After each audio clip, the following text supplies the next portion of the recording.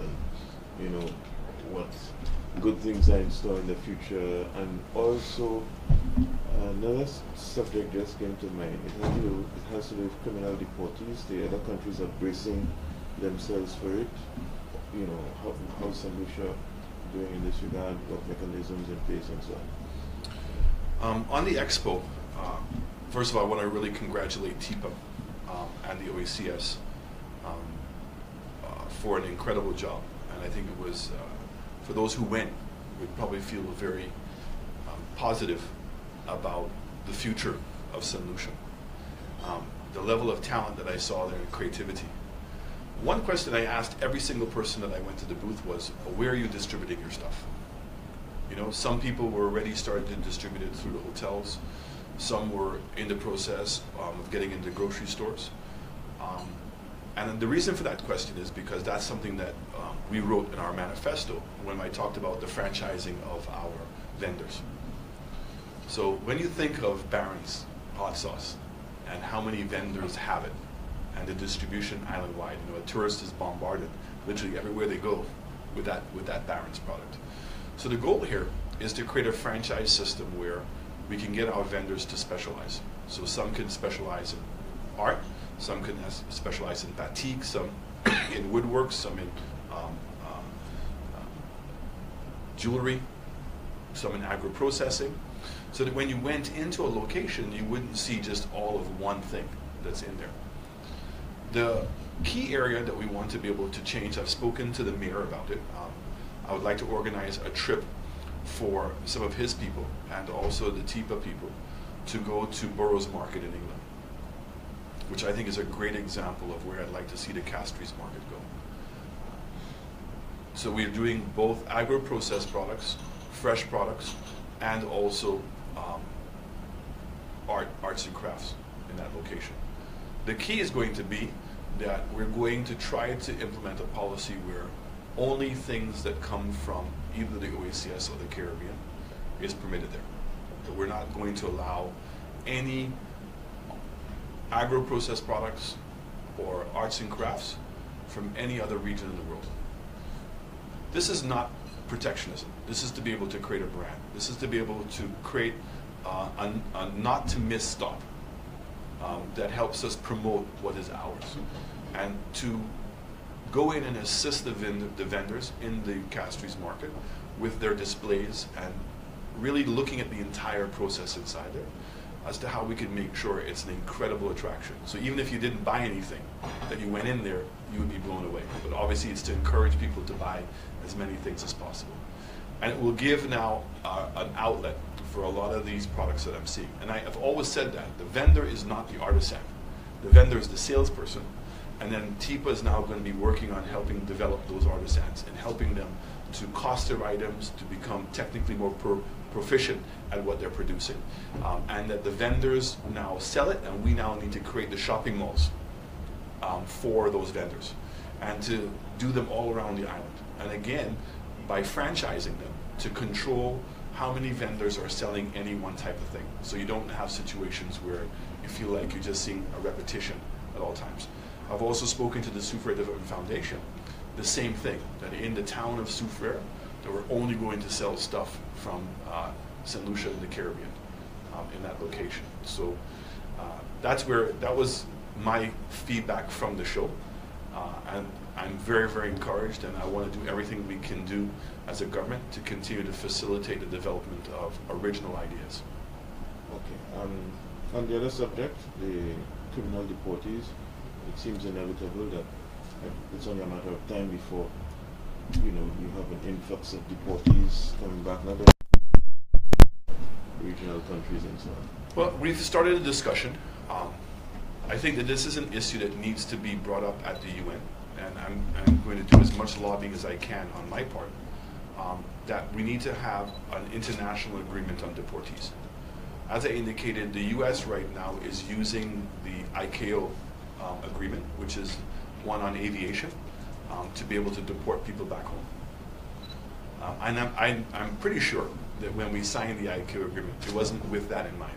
The intent was if somebody went up to another country in the world and their documentation was incorrect, that we'd be obligated to receive that person back. I get that.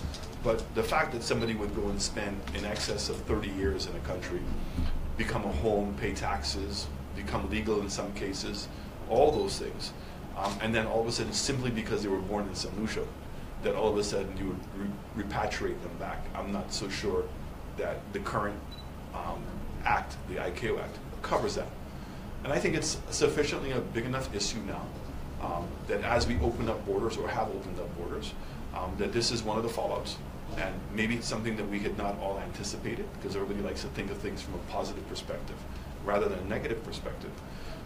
So I think that we need to try to push at the UN collectively to be able to get a special agreement, international agreement, to deal with deportees and how we're going to handle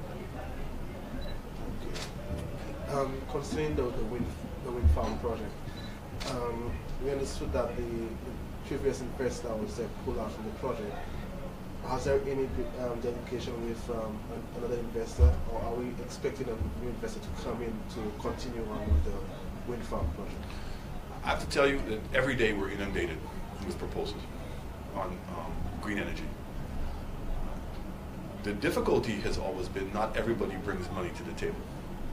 So everybody seems to want the government to be involved in one way or another. The one I'm most sympathetic with is that most of these things require what we call a power purchase agreement, meaning that the energy that they produce, that LUSLEC is prepared to buy that power, and at what price they're willing to buy that power, accommodate that.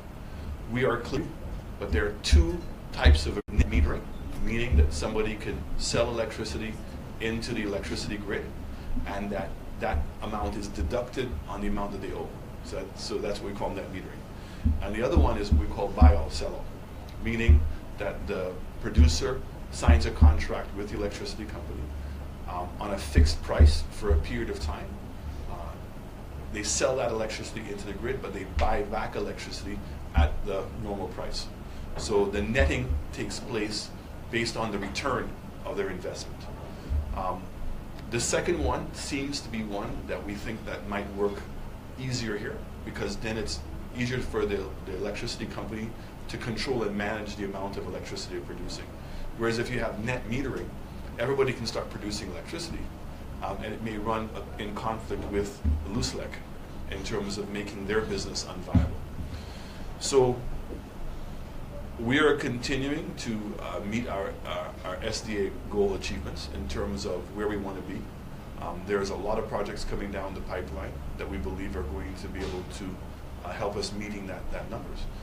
With the investor, one of the issues was he wanted us to, what's the word? He wanted us to acquire the land from a private developer. And the idea is that the land didn't have any use. Okay, it has snakes and everything else, but obviously it does have a use because it's ideal for a wind farm. And our preferred process would be that he meet with the private landowners and pay them a royalty. I don't see why government should be in the position of doing a compulsory acquisition in that regard. So I'm sorry that he's decided not to do the project, but he was not by far the majority investor. And I'm sure if LUSLEC thinks it's worthwhile continuing, then they'll find another person to replace him and move on. Okay. Yesterday at the Big Islands Hotel, a person was discussing the Dolphin Park. What is your take on it, on the getting this park going? Do you think it's a worthwhile project? Right now, we're asking solutions to that question. So there was a proposal to have done a Dolphin Park at Anjabet, which was received approval already. So I think the question as to whether we're going to have a park in St. Lucia or not, that question was already answered. I know for many years, in fact, when I was in my private life, my father was part of a group to be able to bring a Dolphin Park here.